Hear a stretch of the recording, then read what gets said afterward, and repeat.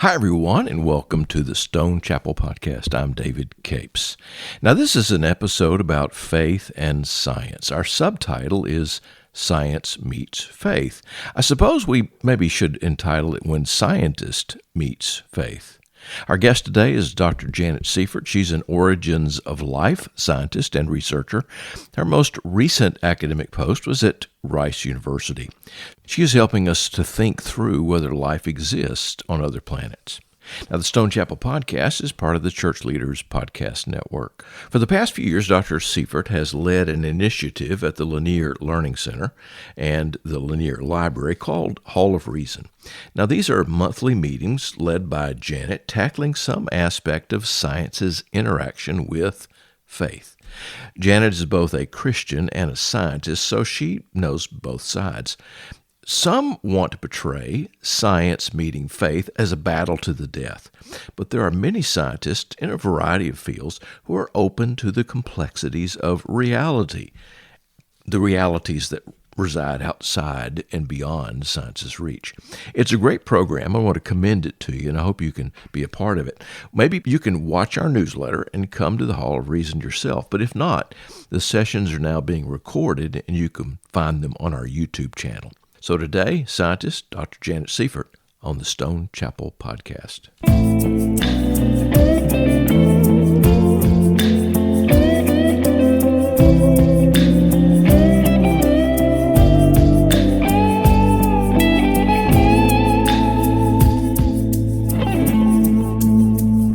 Hi, I'm Janet Siefert, and I am the Communications Director and the Senior Research Fellow at the Lanier Theological Library. Dr. Janet Siefert. Janet, good to see you. Welcome. Your first time on the Stone Chapel Podcast. It sure is. Yeah, we're glad that you're here to be a part of this. Thank you for asking me. Okay, you're the senior research person here. You are communications. Before you ever got here, you had a whole life. Tell us a little bit about that life. Who is Janet Siefert? Well, my professional life, I was an Origin of Life scientist. Got my degree after I'd had my 3 children, so my PhD at University of Houston. And then I went to Rice University as a research professor. Was there for almost 20 years, working with NASA on whether we're going to find life on Mars. In my personal life, I was a committed Christian. Went to the Baptist church, maybe not such a good Baptist, but certainly. Originally from Arkansas, we should say. Yes, I'm from Arkansas, yeah. I try to get rid of that accent a lot of times. I have 3 sons. I am a widow of 5 years. I had my mother lived with me the whole time when I was going into graduate school, so I've had a lot of blessings in pursuing a life outside of my personal life, but a rich personal life. Yeah. Well, so many good things along the way, and also, as life happens, so many hard things, too, That's as true. well. Okay, so you run a program here at the Lanier Theological Library in Houston called Hall of Reason. What is Hall of Reason?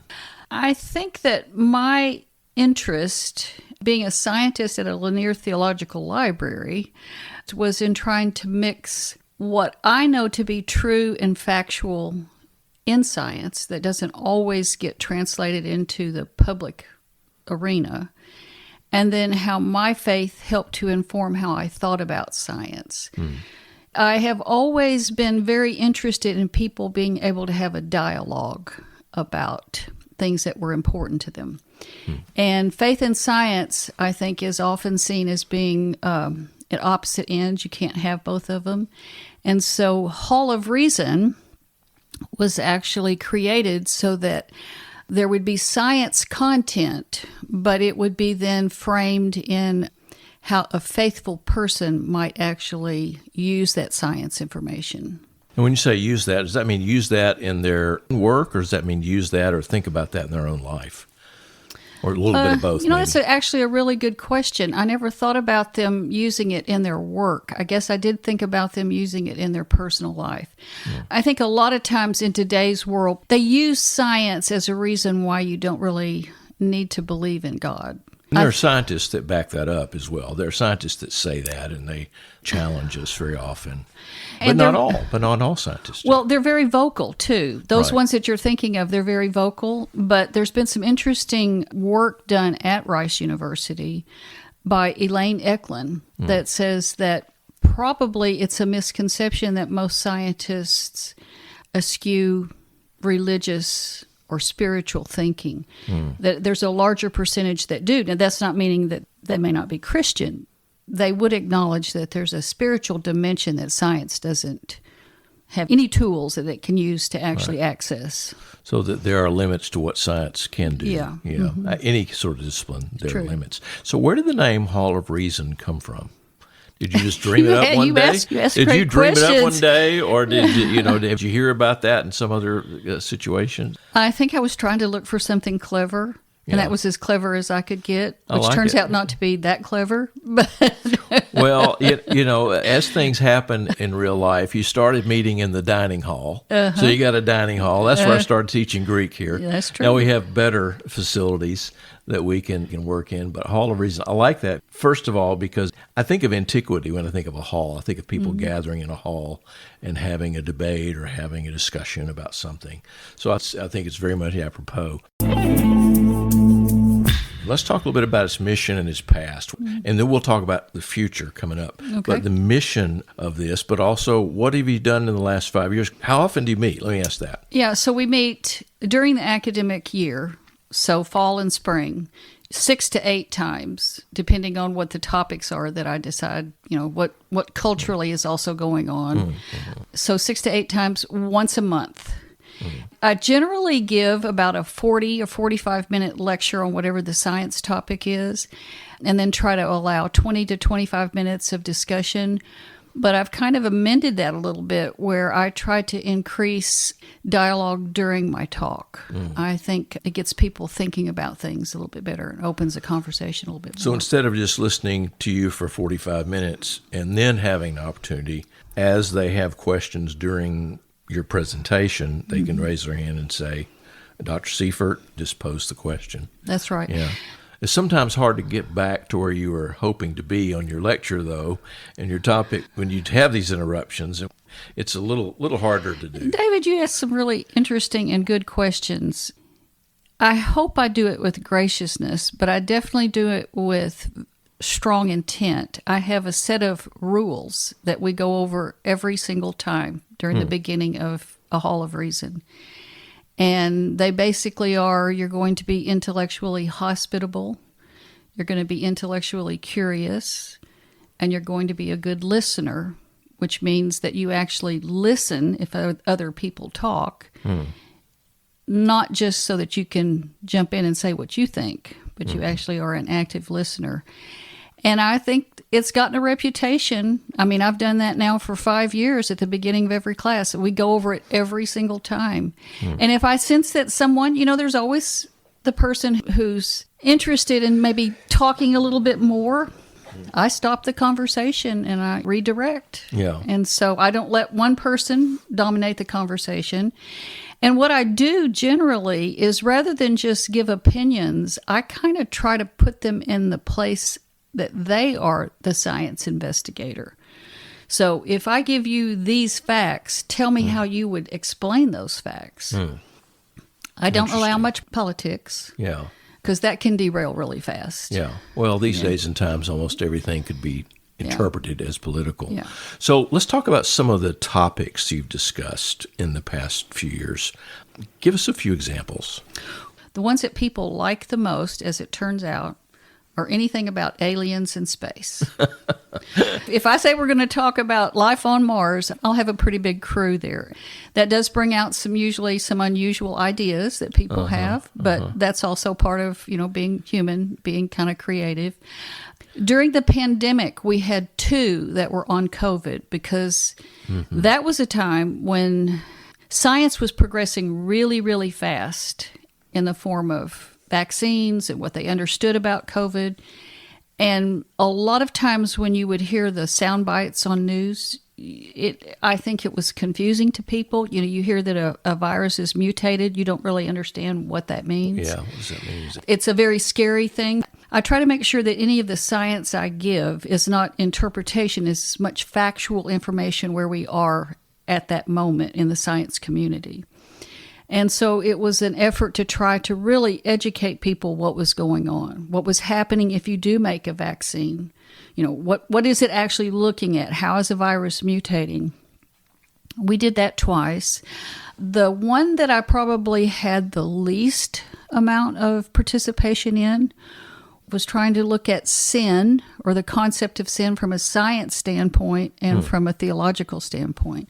And I had a pastor friend said, well, yeah, nobody wants to come to hear anybody talk about sin. So it's a very unpopular, topic. Yeah. There was a book back in the 60s by a psychologist. I can't recall his name.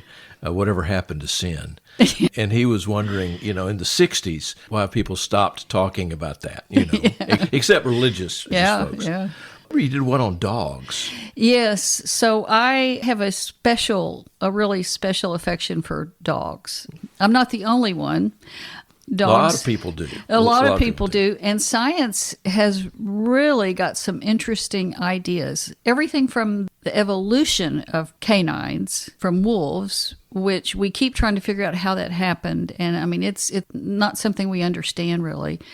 But there's been a coevolution between dogs and humans. We've lived together for so long that there's been sort of a co-evolving. So it's a really wonderful platform to think about how science works and how science thinks about evolution. Interesting. In Scripture, dogs are not really looked at on too favorably. They're not ever considered unclean, so they're not forbidden. Right. But they're also not really viewed the way we see dogs today. Yeah. Well, dogs then were often in roaming packs going around the edges of communities, and they could be a bit vicious, and they could be a bit scary for kids and families. Today, we sleep in the bed with our dogs, or we go with us on walks, those kinds of things. If I had the ability to write a theological paper, I could do a science paper, but I actually suspect part of that, and I did a little bit of research into this. I'm old enough to know that when I was about 5 or 6, you'd hear about a rabid dog in the neighborhood, and everybody went in their houses. The kids had to be careful. Well, rabies, actually there are documents that rabies was present in the ancient Middle East. And I can imagine that part of that reflection of how dogs were seen in Scripture is because rabid dogs were a thing back then. Yeah. And there was no recourse to that. There's no vaccines. There was nothing. There was nothing to combat that. So. Yeah. And I saw Old Yeller when I was a boy, and I cried like a 7-year-old or whatever it was at the time. All right, so you're in a series now on AI. Yes, artificial intelligence. Yes, and that has been a really popular topic. AI is one of those things that we're at the place where it's like the gold rush. We don't really know what all's going to happen. We know a lot of stuff is happening. A lot of people are not familiar with it, but it's in every news article. I mean, there's good things, there's bad things. Some people are making a boatload of money off of it. Yeah, well, it appears that they are that, or they're speculating they're going to make a boatload of money. Well, that's true. Could be speculation. Yeah, because there's a lot of money being spent, but it's not clear how they're going to recoup that. Just in the state of Texas, there's over 40 data centers that supply the cloud that gives AI its engine. And that's just in Texas. When you expand that to the 48 states. Or to globally. Yeah. One of the things that I've heard, and I'm sure has been a part of your conversations as well, is the massive demand of power, electricity, to drive all of this and to make it work.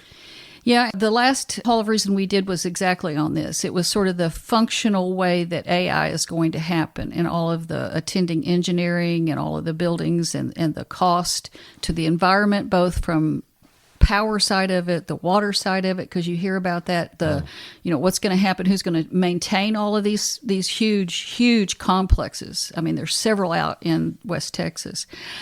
That's part of what I think that gold rush attitude is. We're going to have to stop and think about how we do utilize the power, where the power comes from. And there's probably some interesting solutions that don't always make the news so much. I do know that there are very small nuclear reactors that are about the size of the back of a pickup truck that are probably going to be used in some of the facilities. But you say nuclear in the news, and that's really scary to people. People go nuclear. People go nuclear. Yeah. I know there's a big one that's Texas Tech and Governor Perry are actually doing a huge data center out in the Panhandle, and they're planning on just regular nuclear reactors to fuel it. So there's a lot to think about. A lot to think about in that. No. So other than AI, can you prognosticate? Is that right? Prognosticate far enough to say, okay, these are some things that I want to cover or I will cover in the future? Well, I'm going to do 4 more sections on AI for the rest of this year. And I'll be honest, that's kind of keeping me busy trying to keep up with everything. I'm not even sure what the last one's going to be like because the field is changing so much. Every once in a while I'll say, does anybody have any suggestions? And I had somebody talk about dreams. They wanted me to cover dreams and what that meant. And I think maybe what I like about that suggestion is the fact that we sort of live in 2 realms. We live in a realm that I can talk about, that I can measure with the tools I have as a scientist. And then there's that realm that I cannot measure that has to do with the things that you and I are familiar with, grief or, love or loss or faith. So maybe a couple of sessions on people actually thinking about the fact that there are things that God wants us to look at from the science side, but we can never ignore that there's this whole other spiritual realm that as a scientist, I can't really address it, but as a human being, I can actually talk to you about it. And that divide, that place where those sort of overlap, I think maybe people need to appreciate that there's 2 sides to us human beings. Yeah. I really am intrigued. I've given a couple of talks on hominid evolution, and I think I might do another one on that. But a lot of times, honestly, what I do is as the summer progresses, I just try to see what's in the public eye, what people are thinking about, And there's a lot of science in that, right? When we begin looking at just the science of nuclear power, let's say, if those become a reality again, then what does that mean? How does that work? There's a lot of things that you could cover on that. So are there any topics that you're not going to cover? You just know right now that whatever it is, I'm not going to politics. Talk about it. Okay, politics. I mean, there is a science to politics, but I'm not ever going to cover that. Yeah. That's probably a good one to stay away from. So if a person wants to know more about Hall of Reason and how they can keep track with what you're talking about on a monthly basis, how do they do that? All right, so we have a great website now that's very versatile, very useful, and we have a whole section on the homepage that shows what we teach here, and Hall of Reason is listed on there. That's on the front page. It's on the front page, on the homepage, and we actually are recording this year's, so those are available. After each class, I actually put the resources back up, so anybody that wants to look at them can. Certainly welcome in person. Let me say that one of the things that the class has really morphed into, I mentioned it already, is the discussion. It's not just a matter of somebody lecturing and you listening. It's an opportunity for a community of people that certainly don't all agree. They're certainly not all the ages. It's not a common age. It's not a group of people that all have a certain lifestyle or a certain sort of culture that they've always lived in. It's very varied, and it continues to get even more so. Which is great, yeah. And the conversations, the last couple of times, I can just tell there's a real need for people to have an opportunity without there being angst or refusal to listen to somebody else. There's a real need for people to have a chance to have intellectual conversation. Now, when I say intellectual conversation, I don't mean that they have to have a certain education. I mean, we have all education levels. High school educated, college, exactly. No college at all, yeah. Some retired engineers, but it really matters to get outside of your own echo chamber and sit with other people and respectfully have a discussion. And it has really morphed into that, I have to say. That's terrific. That's terrific. So then go to the webpage, which is Lanier Library and Learning Center.org. Yep. And from there, they can look and find Hall of Reason. You also do another thing that we're going to talk about on another podcast called Faith and Fiction as well. Dr. Janet Siefert, thanks for being with us today here on the Stone Chapel Podcast.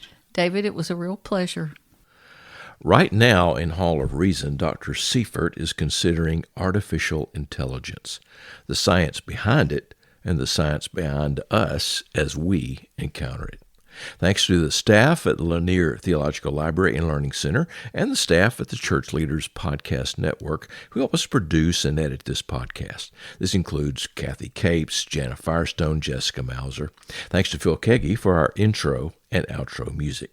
Now, if you enjoy the Stone Chapel Podcast, if you receive some chicken soup for the soul through these episodes, please subscribe, rate, and leave us a comment. Even better, send a link to a friend. Truzy9 gave us a 5 out of 5 and said, outstanding, really solid podcast. Short, and yet each topic is thoroughly dealt with. Makes you want to read each book, each author on the podcast. Thanks, Truzy. Until next time, I'm David Capes. Thanks for listening.